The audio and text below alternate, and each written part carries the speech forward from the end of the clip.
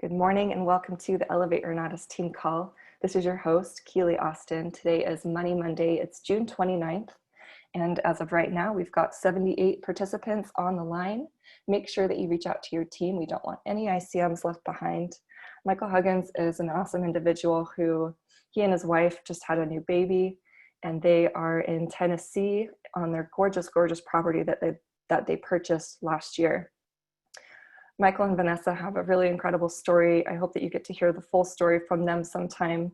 And if you haven't met them, it's going to be a treat when you do, because they're incredible individuals. And Michael has created so much success from Renatus, Michael and Vanessa both. And before Renatus, Michael was working for Jiffy Lube as well as Sears Auto. And he was living paycheck to paycheck and just very frustrated, and knew that he needed to make a change. So he found Renatus, and I'm so grateful that he did, because a lot of us wouldn't be here if Michael never found Renatus. He has earned himself multiple seven figures from this business and has been working this business for around 10 years now. So he just has so much experience and has traveled quite a bit to help other people learn from his experiences, as well to start building new teams. So he is just a product of the product, and we're very, very fortunate to get to learn from Michael Huggins this morning. Good morning, Michael. How are you? Good morning, everybody. What's up? Welcome to our call. Money Monday. We got a lot of people on the line, but we need more. We need to be bringing more of these people out. So shoot them a text. Remind them, hey, this is something we're doing. Stay consistent, stay committed, stay creative. Let's do this.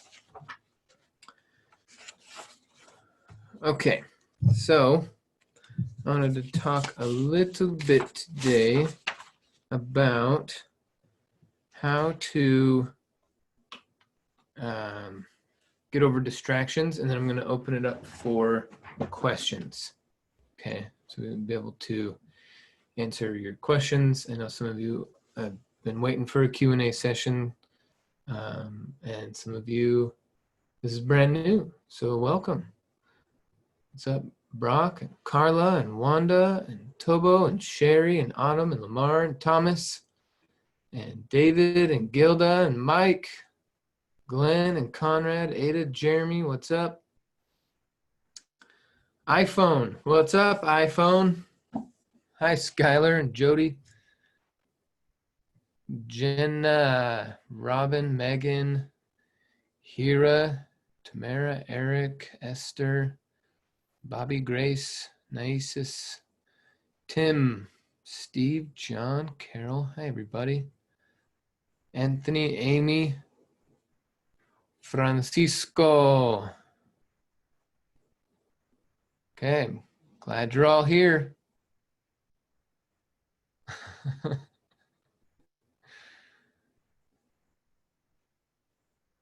Awesome. Okay. Let's play a little game. What I want to do is help you guys avoid some distractions. So let's switch to the whiteboard here. Does anyone get distracted easily when it's time to work, when it's time to watch a class, when it's time to make phone calls?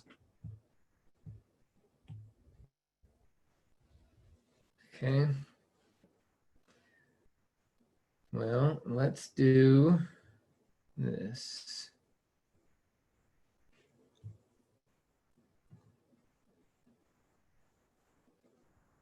Yep, I made a friend a while back who's got some pretty cool concepts for helping to avoid distractions.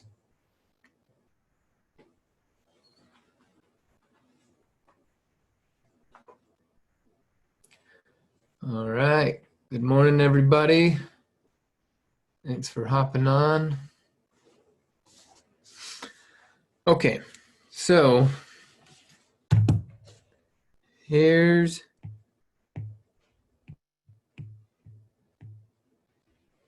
you, and here's your brain on Renatus.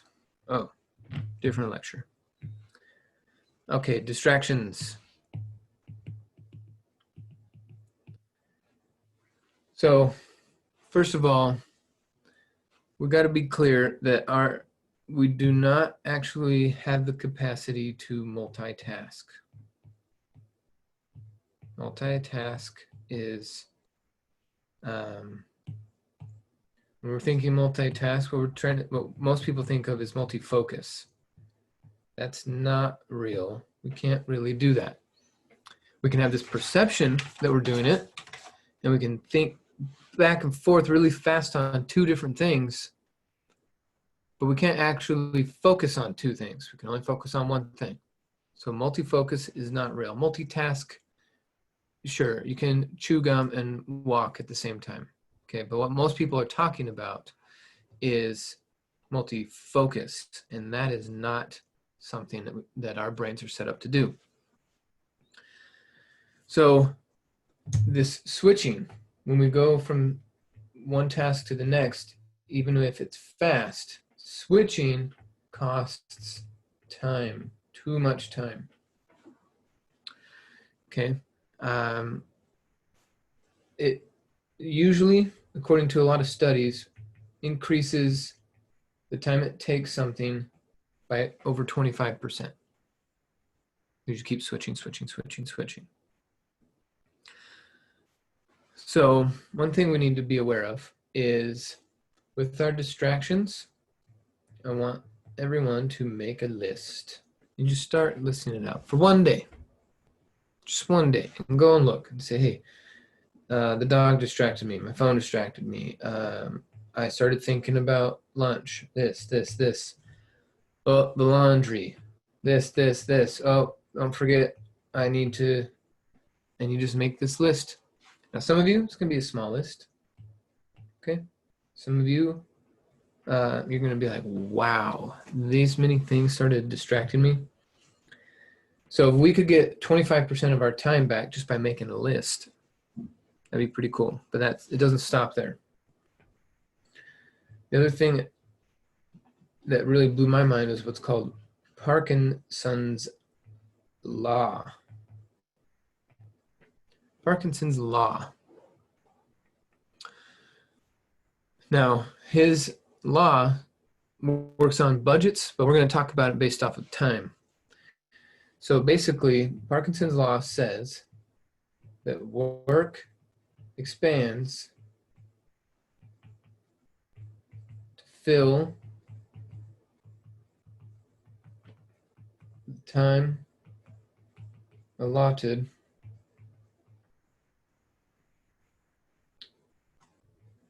for the work. Work expands to fill the time allotted for the work. So if you're like, I'm going to give myself an hour, it'll take an hour. So what if you gave yourself less time to do things? Now, I know some of you are like, but I need more time. Well, if we can start to avoid distractions and give ourselves less time to do certain things,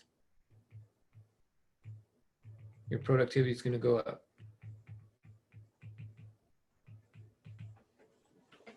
Okay, it's coming down to being able to focus. So one of the traps, people fall into a trap. Okay, one of the traps is thinking, I have time. All right, you're thinking, oh, I have the time. I could do this. I have the time. And then that fools us into allowing more and more time to take up one task or two simple tasks. Like you're supposed to get something done today. Your reminder pops up on your phone and you go, okay, I have the time. Instead of thinking I need to do it now, you think I have the time, and then time starts to slip away. So when you think I have the time, what it's going to do is it's going to bring up distractions.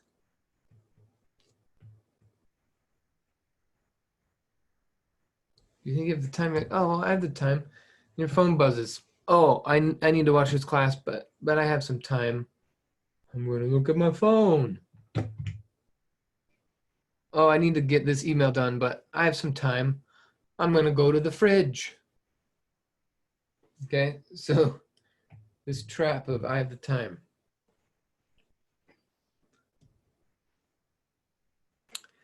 Okay, or you might even think, I'm just going to relax a little bit. When we bounce back and forth between this work brain and then we relax and we're going back and forth, we're actually really inefficient at both. So we need to completely separate them. Okay. Napoleon Hill, I was just listening to his Think and Grow Rich book again. If you haven't checked it out, check it out. He talks about when he writes for 45 minutes, and then so that's his work, right? He works, he's an author, so writing 45 minutes, but then 5 minutes of piano time. Play the piano for 5 minutes, recharges himself, and then he goes back to writing. Now, some of you need to be working on your computer. You're making campaigns, you're creating emails, you're writing ads, you're checking your funnels, you're doing your taxes, whatever it is that you're doing. It's not the same to be using the screen for work and then using the screen for play. That doesn't give yourself that break that's needed. It's right, so you're like, okay, I'm gonna watch some work videos and then I'm gonna switch to YouTube videos or Netflix or whatever. But when you go from screen to screen, you actually miss out on the relaxation and the recharge. So then when it's time to get back to work, you're like, I have some time, I'm gonna keep watching this video. Or now you're sitting in that position again, you're slumped over, you don't have the proper posture because now you're in relax mode. So when we suggest relaxation, one thing is get some water. Get some clean water, right? We're working our brain. It's creating heat. It's generating lots of calories, or burning lots of calories. So we need to keep it cool. So one way to recharge, get some water. Another way to recharge, get some air. Get some sun. Go outside, even if it's just for a minute. Seriously, 60 seconds, you will feel a recharge. You are all solar powered. It's not enough to just go out your window and look at the sun, okay? Go outside. And man, living in the penthouse, I don't know if you guys know this, but I lived in a fancy penthouse for several years. It was a ton of fun, except for going outside. It took like 5 minutes to get outside. That's too long. Now it takes me like 4 seconds. And yeah, I don't miss the penthouse. It was cool. It was fancy. It was pretty. It was big. It was luxurious, but it wasn't. It wasn't healthy. There were no birds chirping. I'd open up all the windows. No birds would chirp. By the way, when you're in a penthouse in a high rise, they only let you open your window like this much. So all the downsides to living in a place like that. Very interesting. It's fun. It was fun. You know, the car wash was in the house. The hawks, yeah, there were a couple hawks that came and landed on the balcony. There was a sauna. There was a chef every day. You go down to the 5th floor, and the dude was cooking food every day, and you could just go up and grab some lunch. That was cool. We had a lot of team meetings there. That was fun, but it wasn't creating focus. Enfocar. We need to focus. So even reading. Now, what's funny is maybe reading is your work. So you're reading this book, then obviously reading's not going to be your relaxation. But if computer is work, then you grab a book for 5 minutes, recharge, and go back to work. Okay. So at the end of this, or here in just a minute, I'm actually going to have Keely come out and share a few strategies that she's been working. One's called the tomato strategy. And we're going to have her share a little bit about how she's been implementing it too. So Keely, I hope you're paying attention. I am, and I'm excited. Cool. Okay. So the other strategy when it comes to time and staying focused is set up a game. And the game is called Beat the Clock. Right, we talked about Parkinson's law, and work expands for the time allotted. So now it's time to beat the clock. Right, if you've normally, for the week, it takes you 90 minutes to be able to send out all the emails that you need to send out. Well, set up a timer and have it on. So I got a big old app on my phone called just Big Clock, all right? And set a timer and say, all right, I'm going to get this done in 60 minutes. I'm going to get this done in 45 minutes. And have it visible while you're working so that it keeps you on focus. It doesn't allow you to think, I have the time. Okay, beating the clock gets you out of that I have the time brain. Where did I put that? Oh, duh, right there. So if we say, I'm going to beat the clock, it's going to help you eliminate this thought of I have the time, because when you think I have the time, it brings up distractions. So, one of the worst places to try to solve your business is in the shower. Okay, because what I'm saying is we're not focusing on the thing that we're actually doing. If we're always thinking vacation when we're at work, and then when we go on vacation, now we're thinking, oh, I need to make this phone call and send this email and check this post and reply to this thing. And all you're doing is thinking about work when you're on vacation, and then you're thinking about vacation when you're at work. You're actually doing neither of them efficiently. And not even vacation, maybe just going home, right? So you have work outside the house, which I'm really excited to get out of the house. Plant some more trees. So this perception of I have the time, it's got to go. So play beat the clock. I've actually been doing that quite a bit lately, except for when you have a baby, that's hard to do. Like, look, dude, I set up this timer and you're distracting me. I don't get to do that right now. Okay. So the other thing that we're going to talk about briefly, and then I'll switch it over to you. Quick question. Jeremy. You said switching tasks costs time, 25% effectiveness. Or 25% increase. I'm just not. I think I missed something in that. Okay, so if we eliminate these distractions, we're going to be able to reclaim that 25%. So if you set it up for an hour and then you allow some distractions, it's going to take an hour, 15 minutes to get the thing done. So we go, no more distractions. Okay. 15 falls off. Now, the better you get at it, you can actually get way more done in less time as these habits of focus come into play. I know one thing that you're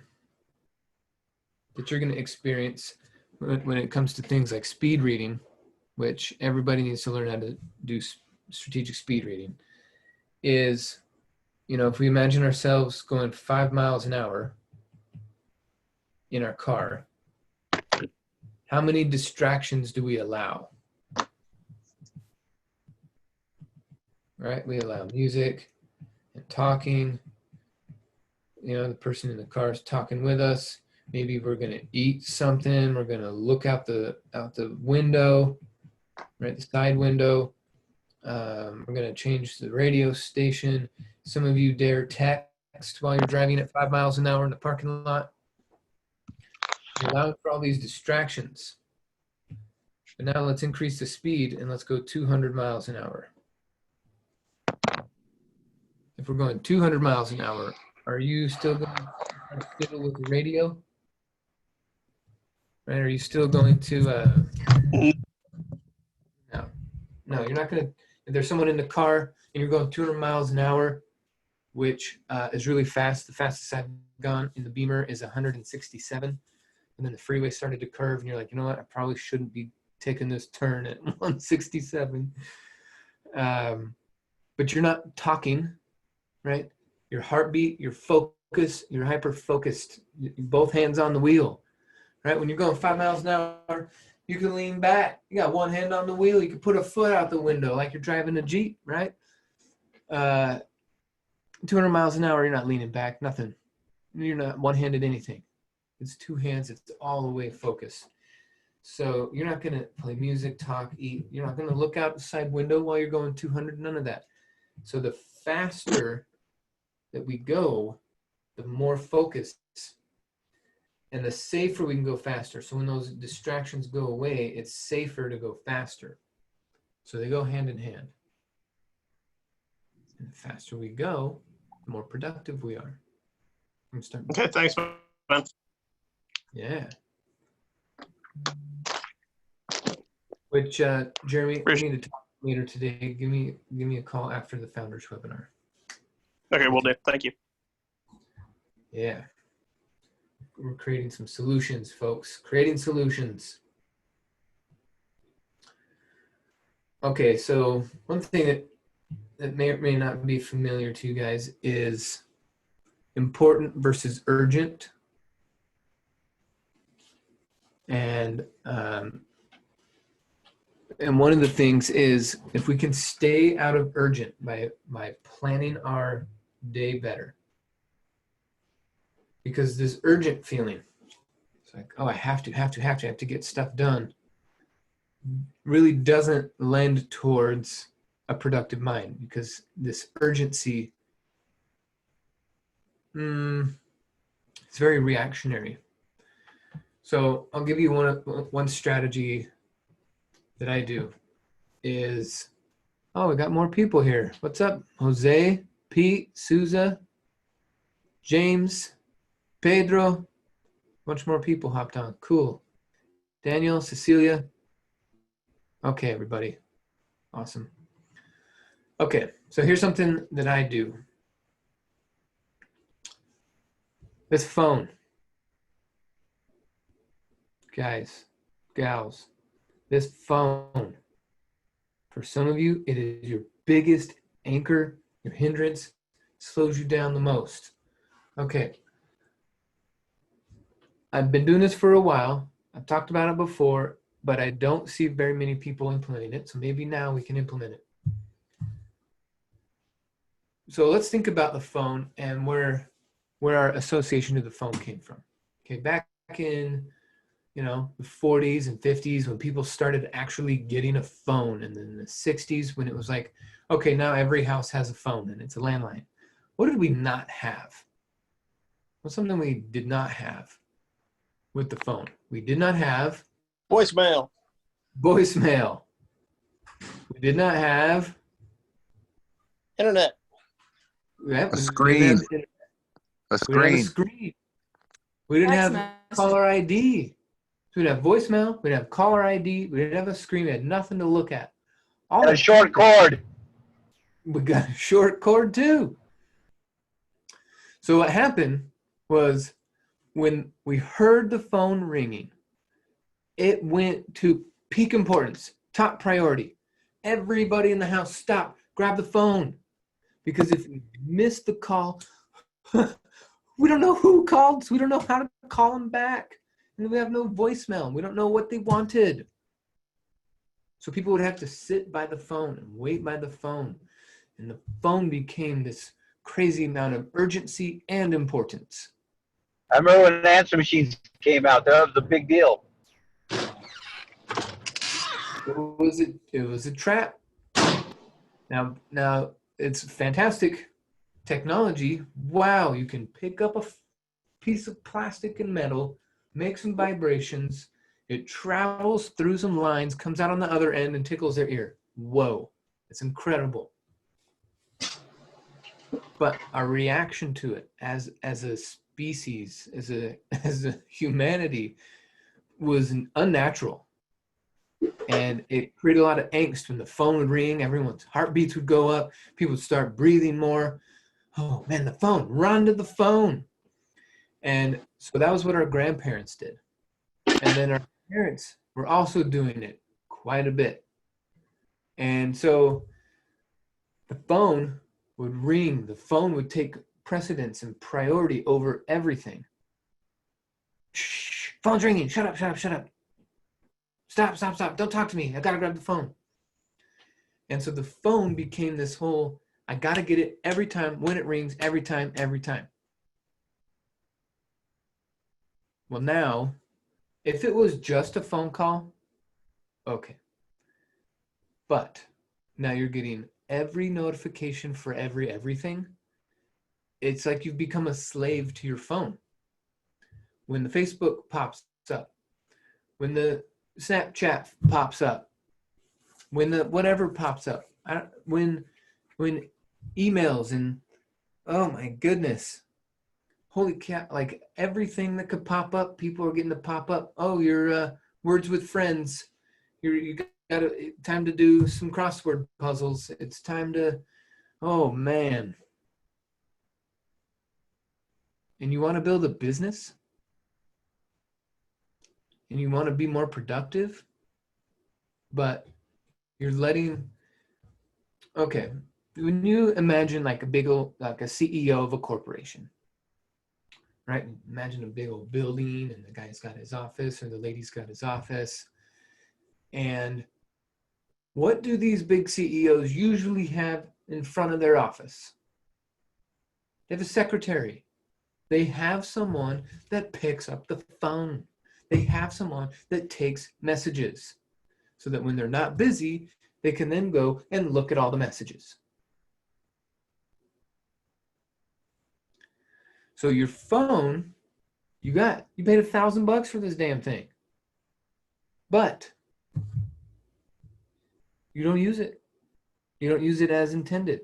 You are supposed to be working, being productive, building a business, working on yourself, working with your partners, all sorts of stuff. Right, Dan Conley, the gatekeeper.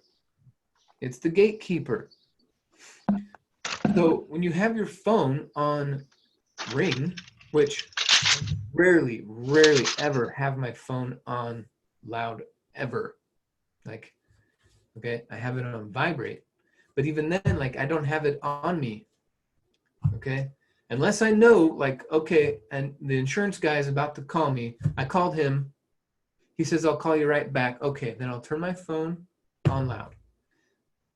But rarely, a couple times a year, seriously, do I turn my phone on actually, like I can hear it ring, okay? So that's step number one. Because I don't want to be distracted, right? Even if I'm just having a conversation with Vanessa about what we should make for lunch. And I'm making eye contact with someone I love, and we're having a conversation, and ring! Now what am I supposed to do? What does my brain want to do? It wants to break eye contact and look at this thing, which is super disrespectful. And all we're doing is talking about lunch, but the point is, it took me out of the moment. And that moment could be just talking about what flowers we're going to plant or talking about what we're going to do tomorrow. But the point is, you don't let someone barge into your office and just start yelling. Hey, look at me. You don't let them do that. So phone goes on silent.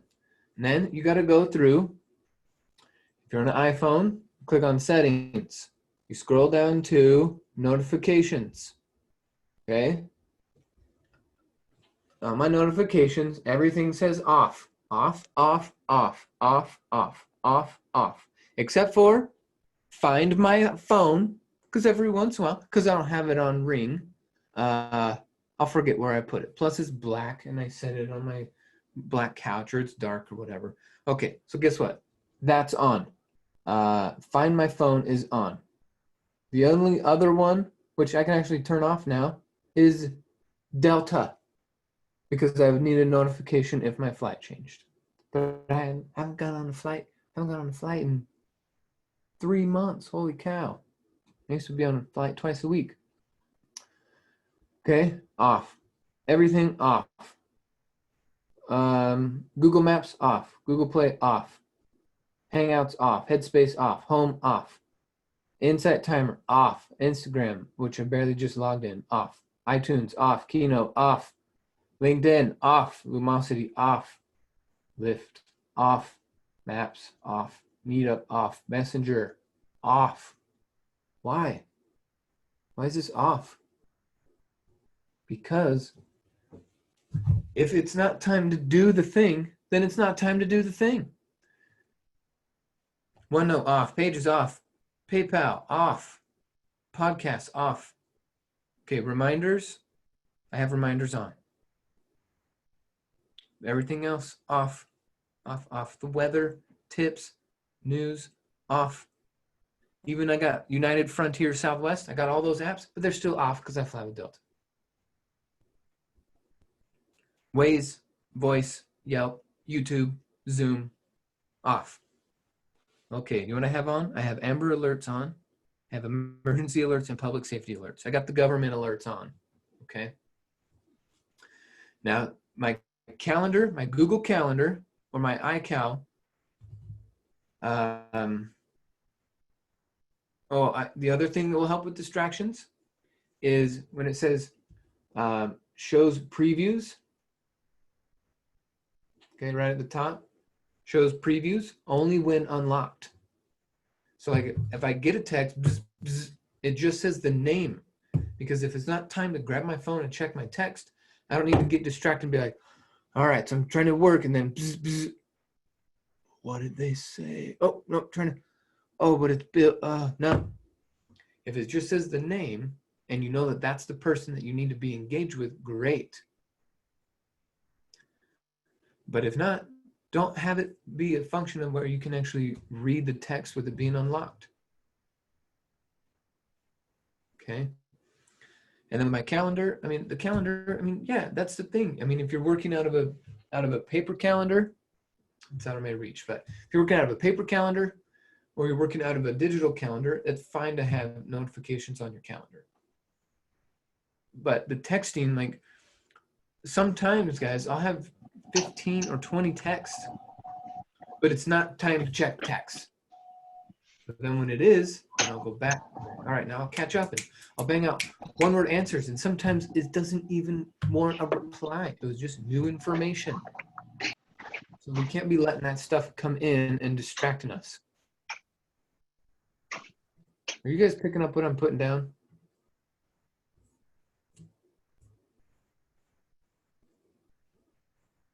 I think there's an abundance of people actually going through and turning off all their notifications right now. Okay, fair enough.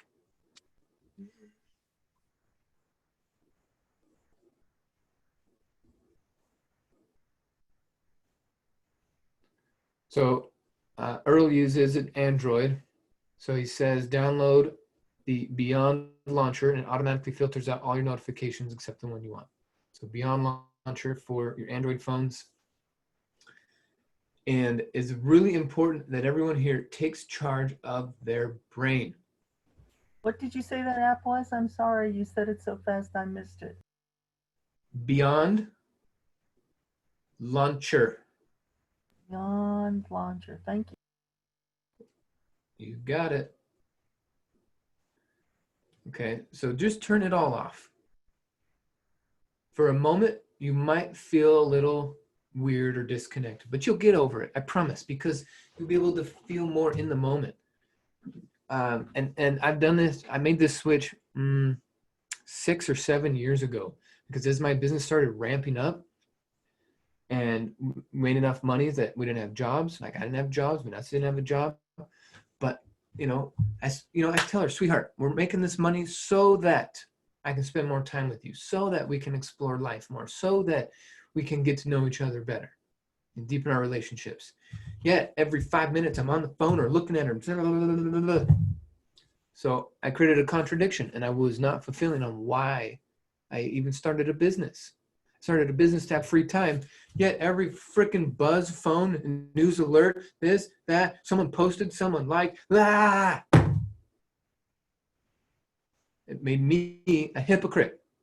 How many of you are hypocritical because you say you're doing this for free time, you're saying you're doing this to be more present with your kids or your spouse or whatever, maybe yourself,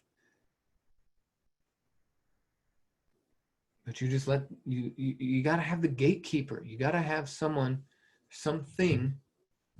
that checks,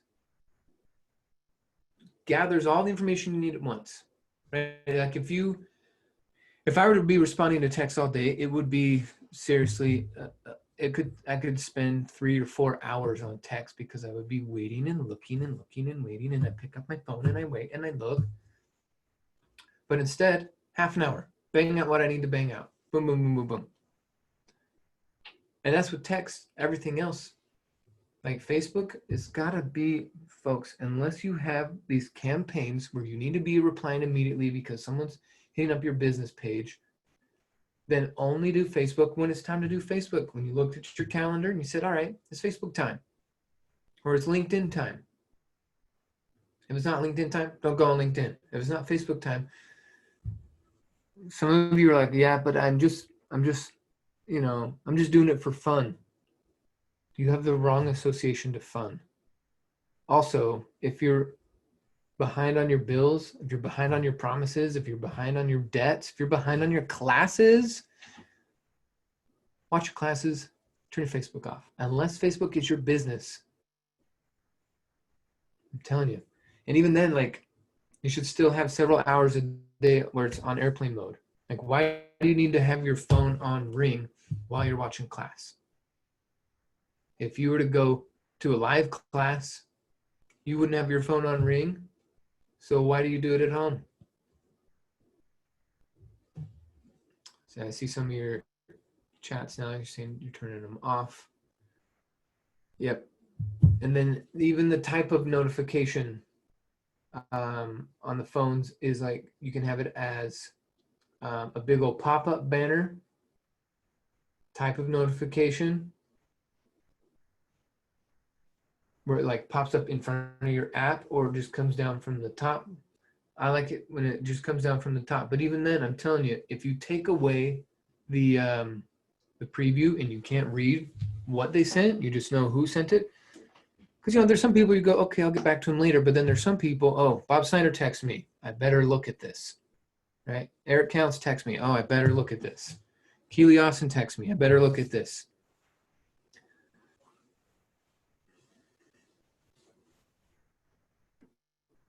So you hire a secretary,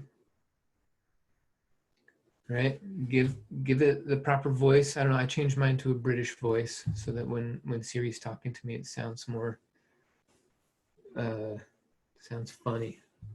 Okay.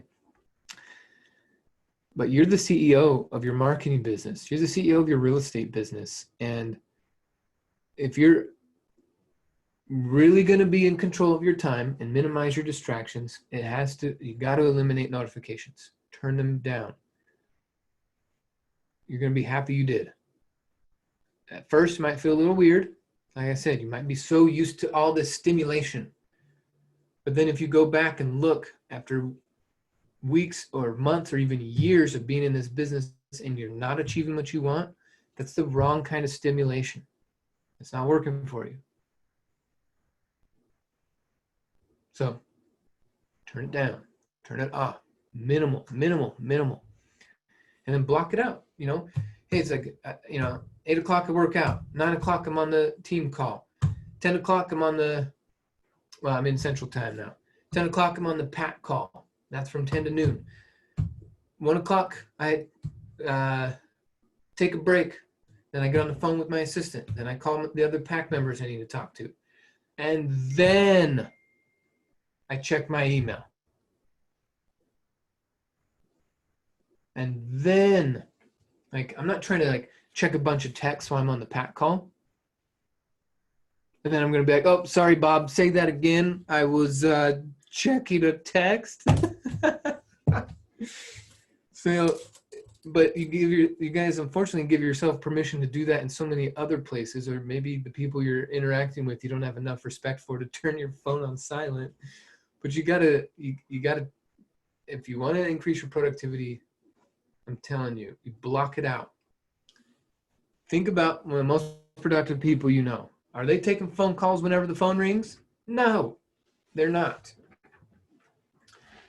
And they're not constantly checking their emails, right? I think it's cool, this this new feature of screen time that's on iPhones. I don't know if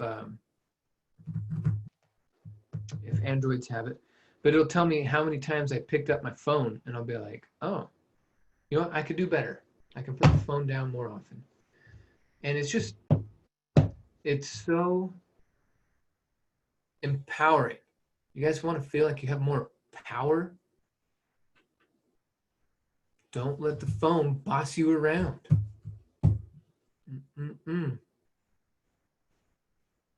Okay.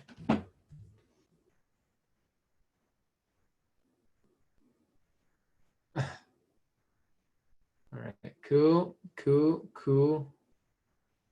All right, so Earl just put the link in. If you've got an Android, there it is.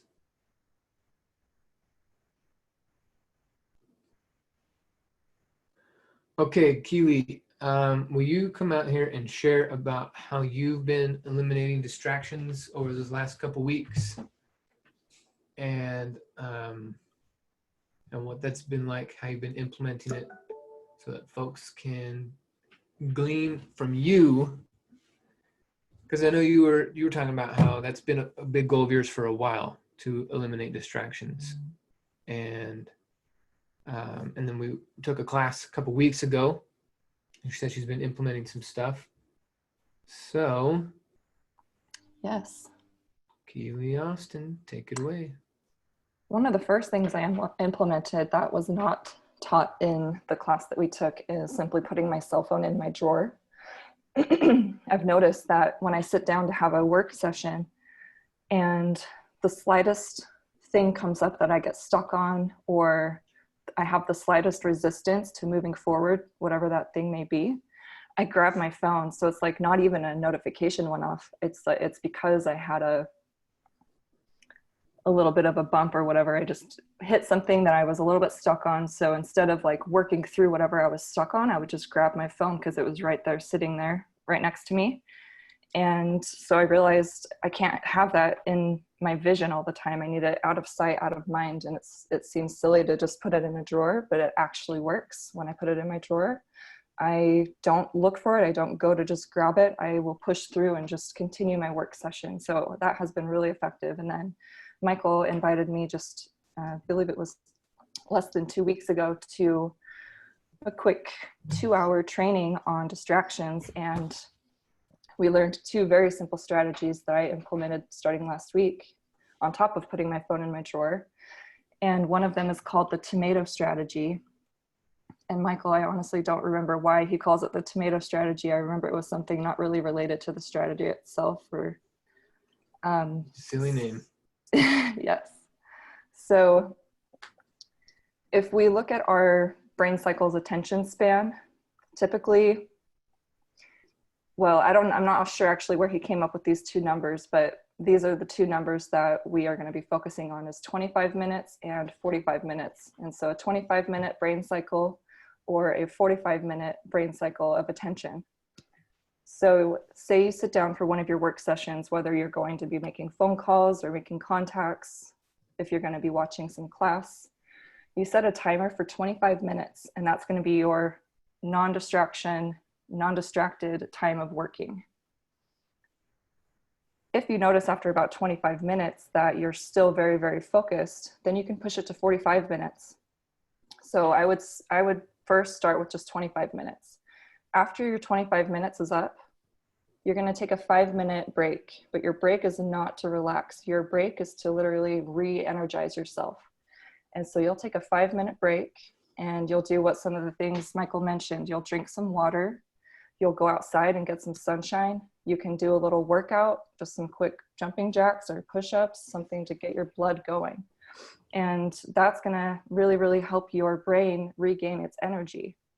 And instead of going to the couch or eating some sugars, some food that's not gonna help you feel energized, and definitely don't pull out your phone and look at your phone. So the 3 things he recommended doing is going outside, working out, and drinking water. And that's just a quick 5 minutes. And then you can go back to your 25-minute cycle of going back to work. And that next 25 minutes is going to be so effective as opposed to, say you had those 2 25-minute sessions back to back, so a 50-minute session. That is going to be less effective than breaking those 2 sessions up with that 5-minute re-energizing break. The first 5 minutes when you come back from your break is a review of what you were doing before you took your break. So I really love that strategy, and I started implementing that last week. And I noticed that I can actually push it to 45 minutes a lot of the time, but it changes. It's not always 45 minutes. Sometimes I notice after 25 minutes, I need to get up and walk around a little bit. So with the 45-minute session, you can do a 15-minute break rather than the 5 minutes, or is it 10 minutes? So you do a 10 to 15-minute reboost, re-energizing session, and then you go back and you review for 5 minutes. So I really love that strategy. And then what I've also implemented is the distraction sheet. And so during my 25-minute or 45-minute work session, I have a blank piece of paper next to me. And if a thought comes up that is distracting of any sort, so it's like, oh, I want to go do something, or go get a drink, or I want to look at my phone, any distractions that come up, you just jot it down, you get it off your mind and onto paper. And the more that you do this, you're going to eliminate those distractions little by little. Not only you're going to be taking care of them, but you're also just going to be realizing that they're distractions that are not important at all, and they don't even need to exist, such as staring at your phone for no reason. But if it's something that needs to get done, you jot it down and then you get it done. So those are the 2 strategies I've been using: tomato strategy and distraction sheet. So I just got reminded why it's called a tomato strategy is because the guy who invented it was using a kitchen timer, and it was shaped like a tomato. Oh yeah, random. Yep. So time is the most precious thing we have, folks. Money, that's great. Let's go make some money. We're going to earn more and more. We can pile it up, but we can't pile up the time. It is constantly just slipping and rolling away no matter what you do. So in order to honor that time, implement these distraction challenges, implement the notification changes, implement your ability to focus and recharge. And yeah, don't relax in between work. Recharge. Relax is for Sundays or a Saturday we're not doing a super Saturday or something. But recharging is something totally different. Okay. Procrastination is something we can definitely beat, but it's about honoring the time, right? Because one day you're not going to be here. All of us, poof, one day time is up. And we want to look back and have our someone at our eulogy saying, yeah, that guy was distracted all the time. Or do we want to say that person was engaged and focused and clear and with you? When you were talking with them, they were just all the way focused on you, right? You need to be doing that with your tasks, as well as your customers, as well as your team members, as well as your family members. It's just, I mean, that's how you show respect to people, is you pay attention. So implement these things. I'd like to hear your feedback next week on how it goes, what new level of productivity you have, and just be thinking, what if, because you're so productive, you get 100 new ICMs this month? you enroll 100, each of you, go enroll 100 ICMs this month. Start getting some roll-up sales, start helping more people make money with this new compensation plan. We have the ability to change any and everybody's lives. And if we can eliminate distractions, we can change a lot more lives. Now, to change those lives, you're going to do your own drive motivation for why you're changing that life. Some of you want more lifestyle. Some of you want to count how many lives you change. Some of you just want deeper relationships. Some of you want to pay people back because they changed your life, or pay it forward. But it's about honoring that. So you owe it to yourself, you owe it to the people around you, you owe it to your family and friends, your team members, your customers, to have more focus, to be more productive, to be that example. All right, everybody. Thanks for being here. Thanks for all your input, folks, your participation. And tomorrow, Bill Predabon, show up early, ask them the hard questions. Go call somebody, go make a difference in someone's lives. We'll talk to you guys soon. Bye now.